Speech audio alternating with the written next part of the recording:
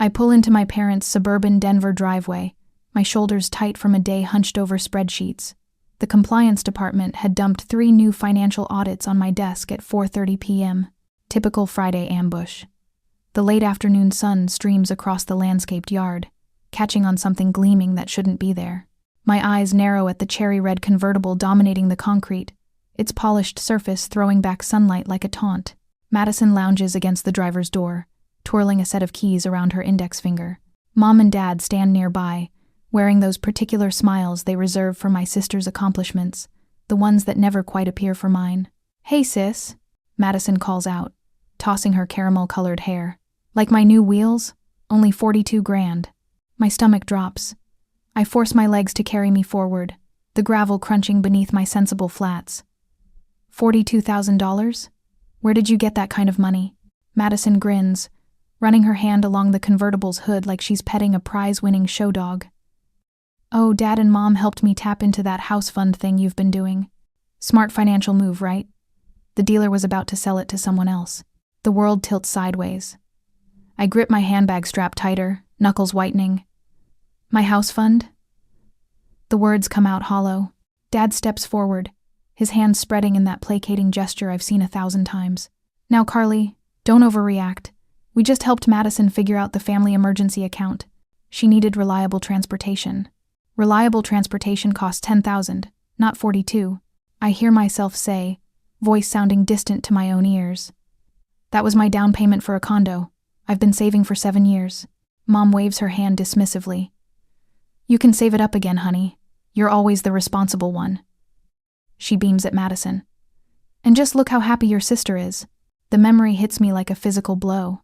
16-year-old me stirring soup on the stove while Mom battled pneumonia, listening to Madison's video game sound effects drifting from the living room. Dad patting my shoulder. "You're such a good daughter, Carly. Always taking care of everyone." I see myself at 18, working weekends at the mall while taking advanced placement classes. Madison borrowed my car and returned it with an empty tank.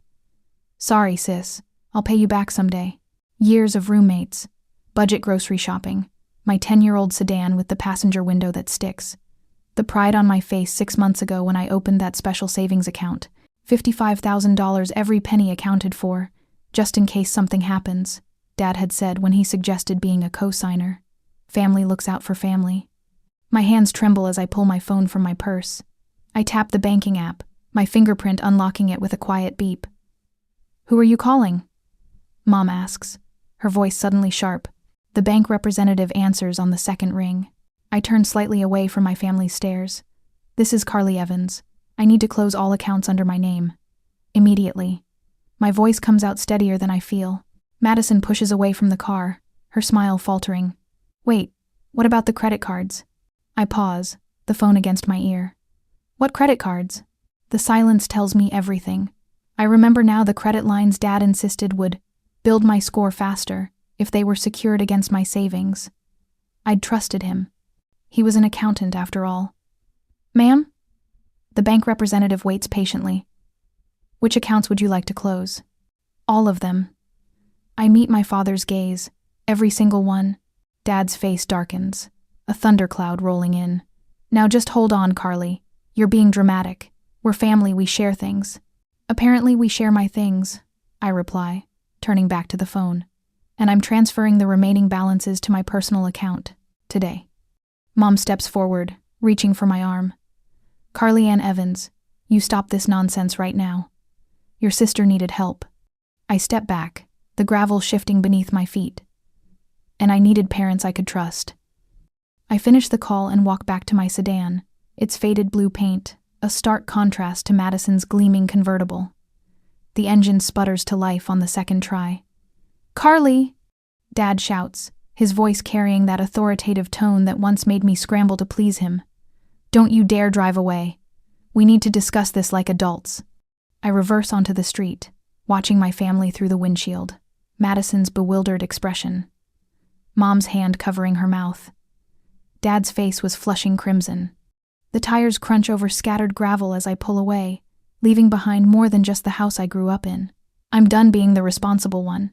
After I came back to my apartment, I spread bank statements across my kitchen table, the lamplight casting shadows over columns of numbers that refuse to add up. My hands shake as I reach for another folder. Outside my apartment window, Denver's skyline glitters against the night sky, oblivious to my world crumbling. Take a break, Carly. Ethan pushes a mug of tea toward me, his data analyst brain already 10 steps ahead of mine. He spent 3 hours organizing my financial records, his normally gentle features hardened into something I barely recognize. I can't. I flip through another statement, scanning for withdrawals. I need to know how bad it is. Ethan slides a yellow legal pad in front of me, his neat handwriting cataloging amounts and dates. $200 from your emergency fund last March, $500 from your Roth IRA in April, $1,000 from your health savings account in June. My stomach twists as I trace the pattern with my fingertip. They've been doing this for years. 4 years, actually. Ethan's voice is quiet but firm. The total is just over $260,000. The number hits me like a physical blow. That's impossible. I would have noticed. Not if they were careful. Ethan turns his laptop toward me. Small amounts, different accounts. They knew exactly what they were doing. I shake my head, unwilling to accept the calculated nature of the theft. Parents steal their kids' birthday money in moments of desperation. They don't orchestrate financial schemes spanning half a decade. My phone buzzes with another voicemail. 12 since I drove away from my parents' house this afternoon. I ignore it, reaching instead for a folder I haven't opened yet. What's that? Ethan asks. Old account paperwork. I rifle through the documents, stopping when I find a joint savings account statement from 2018. I forgot about this. Dad opened it when I got my first real job, said it would help me learn about investing. I flip the page and freeze. There, on a withdrawal slip dated last year, is my signature. Except I never signed it. Ethan. My voice sounds strange to my own ears. Look at this. He studies the paper, then pulls up an image of my actual signature on his phone. It's close, but definitely forged. My throat constricts as I reach for another document. My father's neat accountant handwriting outlines the terms for my parents' condo refinance. 3 signatures at the bottom. Mom, Dad, and me. Except I never signed that either. Son of a bitch. Ethan whispers, watching my face. The puzzle pieces click into place with sickening clarity. Dad's emergency co-signer request. Madison's mysterious string of new jobs despite her chronic unreliability. Mom's constant reassurance that family always comes first. It wasn't just the car fund, I say, a cold certainty settling in my chest. They've been using me as their personal bank for years. I found Madison's most recent resume in my email, sent when she asked me for a reference letter. Under experience, she claims 3 years in financial services at companies where I have connections. She used me as a job reference, I whisper, the betrayal cutting deeper with each revelation. They taught her how to do this. The doorbell rings, startling us both. Ethan peers through the peephole, then swings the door open to reveal Harper, balancing takeout bags and a bottle of wine. Her legal assistant badge still hangs around her neck. I came as soon as I got your text. She kicks the door closed behind her, taking in the papers covering every surface. Jesus, Carly. It's worse than I thought.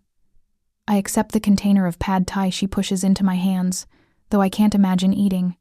We're documenting everything, Ethan says, returning to his laptop. I'm not letting them get away with this. Harper drops into the chair across from me, already pulling up a notes app on her phone.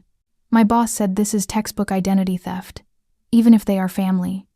My phone rings again, my boss this time. I answer with trepidation. Carly? Jim Gordon here. Got your emergency leave request. Is everything okay? His gruff concern catches me off guard. Family emergency. I manage, watching Ethan's eyes narrow at my automatic protection of people who don't deserve it. Jim pauses. Your sister called the office asking for your schedule. It seemed odd. Should I be concerned? The room tilts slightly. My sister called my work? Said she needed to reach you about your parents being hospitalized, but you just submitted leave paperwork with no mention of that. Cold dread washes over me. They're not in the hospital, Jim. I'm dealing with some personal issues. After I hang up, my phone pings with credit alerts. Someone's trying to open new accounts in my name. They're panicking, Harper says, reading over my shoulder. They know you've figured it out. Ethan's jaw tightens. Change all your passwords. Now. My voicemail notification flashes again. This time, I listened. Carly Ann Evans. Dad's voice fills the room, that authoritative tone now edged with desperation. You are tearing this family apart over a misunderstanding. We will tell everyone what you're doing to us if you don't stop this nonsense immediately. The next message is Madison, her words slurring slightly. Thanks a lot, sis. Mom's crying, her eyes out. Hope your precious money is worth destroying your family. I set the phone down, my hand steady despite everything. They're going to come after me, aren't they? Let them try. Harper's voice is steel. We have the receipts. A notification appears on my laptop, an email from Madison to my entire department. Subject line, concerned about my sister's mental health. I stare at it, something shifting inside me. This isn't just about money anymore. It's about breaking free. What do we do now? I ask, looking between my two allies. Ethan reaches across the table, his warm hand covering mine. Now we fight back. Sunday morning sunlight filters through stained glass windows, casting jewel-toned patterns across the church sanctuary. I slide into the back pew, Harper beside me, her presence solid and reassuring. Just as Pastor Williams begins his sermon, a commotion ripples through the congregation. Mom and Dad parade down the center aisle, Madison trailing behind them like a designer-clad shadow. My stomach knots as heads turn, curious eyes darting between them and me. Carly, Dad's voice booms across the sacred space. We need to talk about what you're doing to this family.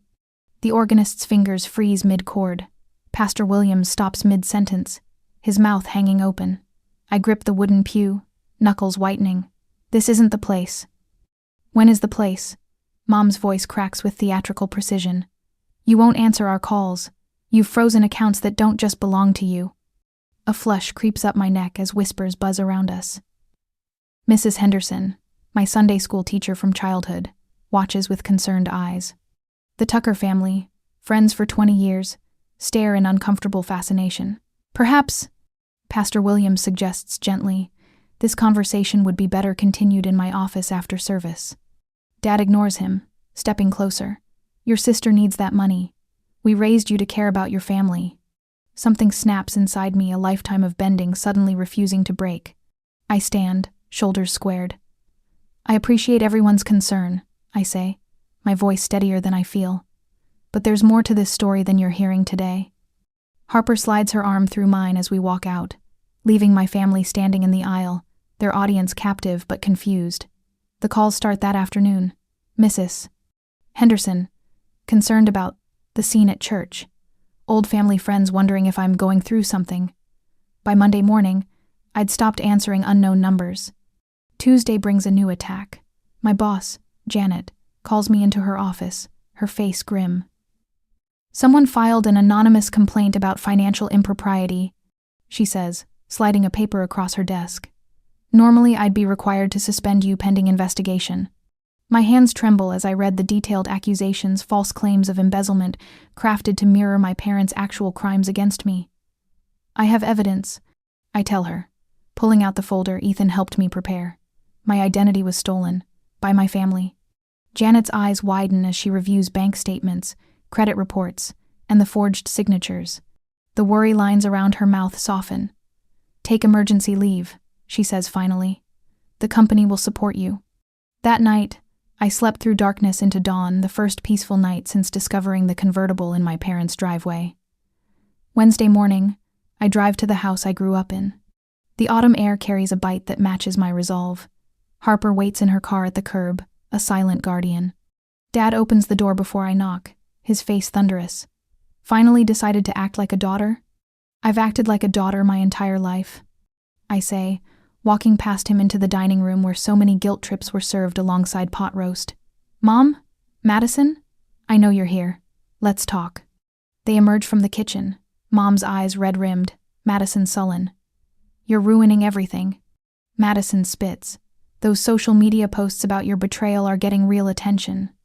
I've seen them. I take a seat at the head of the table, Dad's usual spot. The power shift isn't lost on him as his jaw tightens. Now I'd like to discuss mine. From my bag, I pull out a legal pad. Age 16. I cooked meals for 3 months while Mom had pneumonia. Madison was too busy with extracurriculars to help. I look up. That same year, I started working weekends to pay for my own school expenses. Every child should contribute, Dad interrupts. Age 18, I continued as if he hadn't spoken. I deferred college for a year to help pay household bills when your business struggled. Madison got a full ride to her first-choice school plus a car. Mom's fingers twist nervously. Your sister had different needs. Age 22. I moved home after college to help with mortgage payments. Madison traveled Europe on graduation money you diverted from my grad school fund. I flipped the page. Age 25. I co-signed loans for Madison's failed boutique venture. Age 26 through now. Systematic withdrawals from my accounts totaling over $250,000. The silence stretches taut between us. I am no longer this family's safety net, I say, my voice quiet but firm. I've filed a police report for identity theft. I've frozen all accounts. And I've hired a lawyer. Dad slams his fist on the table. You ungrateful little. Robert, Mom gasps. What? His face flushes crimson. She's threatening her own family over money. No, I corrected him. I'm holding my family accountable for theft. Madison bursts into tears. What about my car payment? My credit cards? You'll need to get a job, I suggest, standing. Most people do. Mom reaches for my arm. Carly, please. We can work this out privately. Like we worked out my house fund? I step back from her touch. This stopped being private when you stole my identity. Outside, Harper straightens as I emerge. You okay? Better than I've been in years, I tell her, the truth of it settling into my bones. 2 days later, they showed up at my apartment complex, all 3 of them. Dad pounds on my door while Mom calls my name through the wood. Open up, Carly. We need to discuss the family finances. Harper steps out of my kitchen, phone raised. I'm recording this harassment, she announces, voice clear. And I've called the police. Madison lunges toward Harper. Give me that phone, you. The elevator doors open, revealing 2 police officers. Their expressions shift from routine response to alert interest as they take in the scene. These people are trespassing, I tell them calmly. They've been warned not to contact me. We're her family, Dad protests. Miss Evans has a protective order, one officer says, checking his notes. You'll need to leave immediately. This isn't over, Dad hisses as they're escorted away. But watching them shuffle into the elevator, shoulders slumped, faces contorted with impotent rage. I know he's wrong. It is over. The balance of power has finally shifted. The next morning, a card arrives at my apartment, signed by my entire department. We stand with you. I trace the signatures with my fingertip, then prop it on my kitchen counter, where I'll see it every day. Proof that family isn't always who you're born to, but sometimes who stands beside you when the hardest battles come. On Monday morning, the Financial Crimes Unit occupies the 3rd floor of a stern brick building downtown. Detective Morales' office is smaller than I expected, the walls lined with filing cabinets instead of the dramatic crime scene photos you see on TV shows. I appreciate you coming in, Miss Evans. Morales gestures to the chair across from her desk. She's about my mother's age but carries herself with a quiet authority my mother never possessed. I know this isn't easy. My accordion folder sits heavy on my lap as I take the seat. Inside are bank statements spanning 7 years, credit reports, loan documents all meticulously organized by Ethan last weekend, while I paced our apartment, jumping at every phone notification. Actually, it is easy, I say, surprising myself with my steady voice. Easier than pretending everything was fine. Morales nods, her expression neutral but attentive. I've rehearsed this moment for days, but now that I'm here, my prepared speech evaporates. Instead, I simply open the folder and begin laying out documents on her desk, like playing cards in a game where the stakes couldn't be higher. This is the original savings account statement. I place it carefully on the left side. And these are the withdrawal records after my father added his name as a co-signer. Morales picks up the statement, her eyes narrowing as she scans the numbers. 200,000 over 4 years? She looks up at me. In small amounts? Plus the 55,000 for my sister's car, I add. And there's more. I continue laying out the evidence, my forged signature on refinancing documents, Credit cards opened in my name but mailed to my parents' address. The falsified resume using me as a reference. With each document, Morales' expression grows more concerned until she finally sits back in her chair, hands folded over the sprawling paper trail. Miss Evans, I've been working on financial crimes for 11 years, she says quietly. This is one of the worst family fraud cases I've seen. Something hard and tight in my chest loosens at her words. Validation. After years of being told I was overreacting, being difficult, not understanding how family works finally, someone sees the truth. I'll need to take your formal statement. Morales turns to her computer. Everything you've told me, from the beginning. For the next hour, I walk her through the entire history. The typing of her keyboard provides a steady backdrop as I describe discovering the car, finding the withdrawn funds, uncovering the credit cards, the forged documents. My voice doesn't waver, not even when describing my mother's dismissive wave of her hand. When I finally sign the complaint, Morales stands and extends her hand. We'll be in touch soon. The prosecutor will want to meet with you. Walking out of the building into the bright afternoon sunlight feels like emerging from underwater. I take a deep breath, tasting freedom with a hint of guilt, the latter an old habit I'm working to break. My phone buzzes before I reach my car. A number I don't recognize. Carly Evans? A man's voice, professionally detached. This is Kenneth Westfield, your parents' attorney. I was hoping we could discuss a settlement offer. My fingers tighten around the phone. Settlement? Your parents are prepared to return the $55,000 for the car immediately. They're hoping we can resolve this unfortunate misunderstanding without formal charges. I laugh, the sound startling a nearby pigeon into flight. Misunderstanding? Is that what we're calling identity theft and fraud now? Family matters can be complicated, he says smoothly. I'm sure you don't want this to become public record. Actually, I do. I unlock my car door. The truth deserves daylight, Mr. Westfield. Have your clients call Detective Morales if they'd like to confess. 3 more calls come before I reach home, my father's golf buddy warning me about burning bridges in the finance community, my grandmother announcing her flight from Florida to fix this family nonsense, and finally Madison, her voice breaking with tears. How could you do this? She sobs into my voicemail. You're destroying our family over money. Mom can't stop crying, and Dad might lose his clients. Is that what you wanted? I delete the message before it finishes. What I wanted was parents who protected rather than exploited me. What I wanted was a sister who saw me as more than an ATM. What I wanted was the family they pretended to be for the neighbors, the church, their friends, the loving, supportive family that existed only in carefully staged holiday photos. 2 days later, Detective Morales calls. The investigation confirmed everything, Miss Evans. Multiple counts of fraud and identity theft. We're moving forward with charges. The news spreads quickly through my parents' community. Their church friends stop calling. Dad's business partners issue a statement, distancing themselves from any financial improprieties.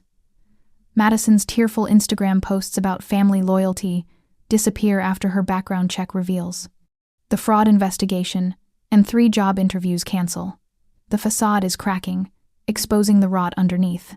My phone rings at 1:17 a.m., exactly 1 week after my visit to Detective Morales. My mother's number. I consider letting it go to voicemail but answer on the 4th ring. Carly? Her voice sounds smaller than I've ever heard it. I need to tell you something. Your father, he made me go along with it. Said it was just borrowing, that you'd never even notice. I say nothing, watching the shadows on my bedroom ceiling. They repossessed our car today, she continues. Right from the driveway. The neighbors saw everything. Still, I wait. There's a foreclosure notice on our door. Her voice cracks. Madison had to move home. Her apartment lease was terminated after the background check. I close my eyes, feeling nothing but exhaustion. Why are you telling me this? Because you were right, she whispers. And I'm sorry it took losing everything for me to see it. The line goes quiet except for her breathing. After a long moment, I say the only honest thing left between us. So am I, Mom. So am I. I hang up and turn off my phone, curling onto my side in the darkness. Tomorrow there will be more calls, more decisions, more steps toward justice. But tonight, I sleep without dreams of my family for the first time in years. I check my reflection in the courthouse bathroom mirror, smoothing my charcoal blazer. The woman staring back has my face but stands taller than I remember standing before. 3 weeks since that red convertible appeared in my parents' driveway. 3 weeks of sleepless nights and unexpected strength. "They're here," Harper says, pushing through the bathroom door. Her expression carries the protective fury she's worn since that first night she found me surrounded by bank statements. "Your father's lawyer wants to talk before we go in." My stomach tightens. Let me guess. One last attempt to make this disappear? Looks that way. She squeezes my shoulder. Ethan's waiting outside. The marble corridor echoes with our footsteps. Ethan straightens when he sees us, his navy tie a deliberate choice to match my outfit. Partners in this battle from the moment he helped me trace the first forged signature. "Ready?" he asks. I nod, though readiness feels like a foreign concept these days. My parents and their attorney wait on the courthouse steps, Madison conspicuously absent. Mom's hair has grayed significantly since I last saw her. Dad's shoulders have collapsed inward, his once authoritative posture diminished under the weight of exposure. "Carly?" Their lawyer extends his hand. I recognize Richard Vaughn from their country club Christmas parties. "Let's talk privately before this goes any further." "Anything you need to say can be said in front of my support system," I reply, gesturing to Ethan and Harper. Richard's smile tightens. "Your parents want to settle this matter privately. Family business should remain family business. Don't you agree?" "The family business stopped being private when they stole $250,000 from me." Dad steps forward. "That's an exaggeration, Carly. We've offered to repay the $55,000 for the car. That seems fair." The audacity strikes me like a physical blow. "Fair? You forged my signature on loan documents for years. Think about what this will do to all our reputations." Mom interjects, her voice carrying that familiar guilt-inducing tremor. "The Evans family name? Your father's business associates? Your sister's future? You should have considered that before committing felony fraud," Harper mutters. Richard clears his throat. "Mrs. Evans, Mr. Evans are prepared to transfer $55,000 immediately in exchange for dropping all charges. We can handle the paperwork right now." I feel a strange calm wash over me, like the eye of a hurricane. Everything around me slows as Detective Morales' words from last week replay in my mind. Financial abuse thrives in silence. I stand straighter, feeling the weight of the evidence folder in my bag. This stopped being about money the moment I saw my forged signature. I withdraw the folder, handing it to Richard. The blue cover contains copies of every document Detective Morales now has in the original. This shows years of exploitation. Credit cards opened in my name while I was in college. Loans using my savings as collateral without my knowledge. Falsified employment records listing Madison as a financial analyst with my reference. Richard flips through the pages, his professional veneer cracking as he reaches the bank statements. I'm choosing the truth, even if it's painful. I tell my parents directly. The courtroom feels cavernous when we enter the courthouse an hour later. Judge Eleanor Williams studies us over reading glasses as the charges are read. Financial exploitation, identity theft, forgery, wire fraud. The list continues while my mother silently weeps. My father's face remains stone still as their lawyer presents the plea agreement. 4 years in state prison, eligible for parole after 2. Full restitution of $260,000 plus damages. When the judge asks if they understand the terms, Dad nods mechanically. "And the defendant Madison Evans will be tried separately?" Judge Williams confirms. "Yes, Your Honor," the prosecutor answers.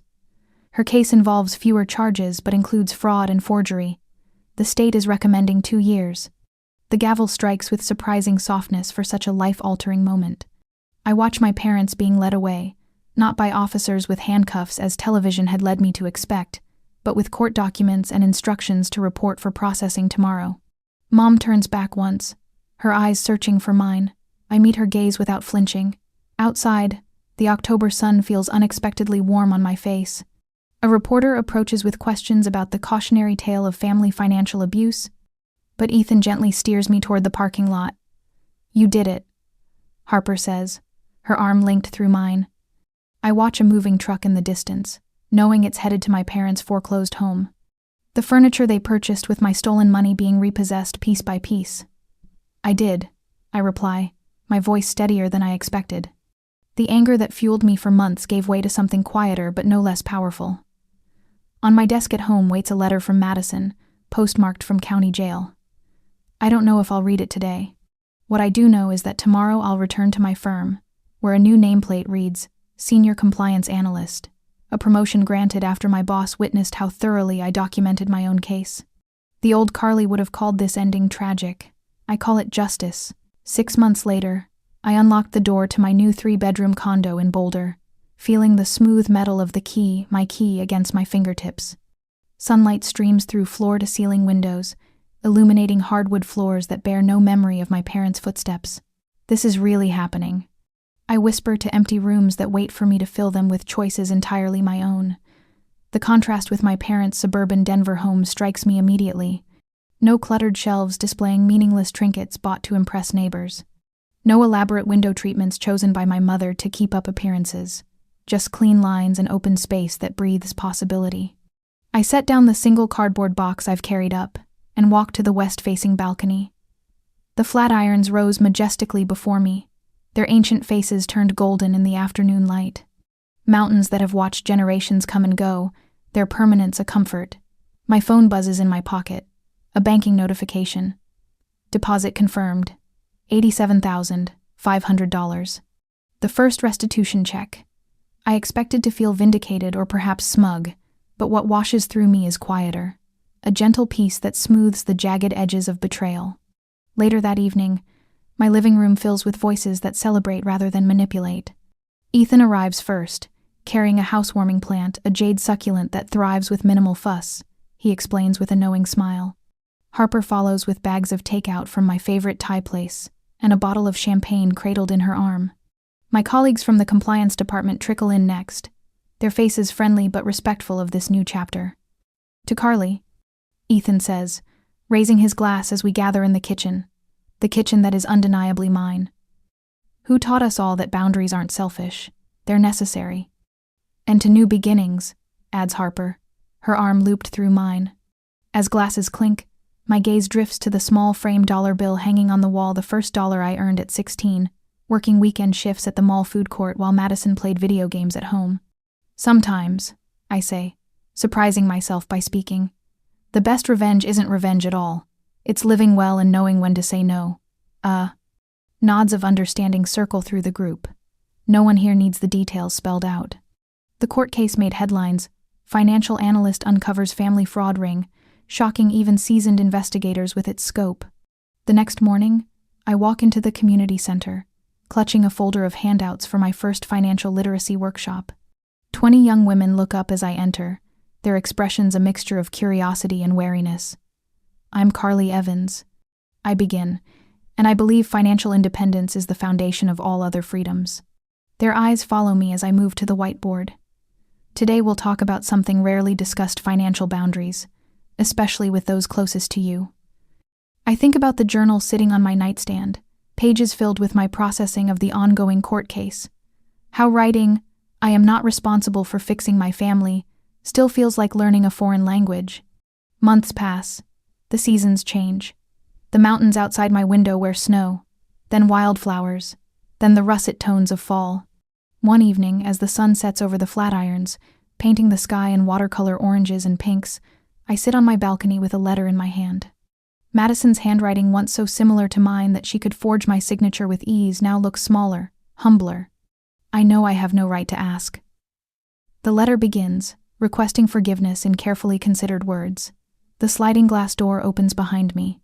Ethan steps out, 2 mugs of tea steaming in the cooling air. "What will you do?" he asks, nodding toward the letter as he settles into the chair beside mine. I take a slow breath, watching the last light gild the edges of the mountains. I've learned that forgiveness doesn't mean forgetting or allowing people back into your life without change. I say finally. For so long I believed family loyalty was unconditional, but now I understand that boundaries protect against abuse. The distant peaks hold their steady witness as I turn toward Ethan, certainty settling in my bones.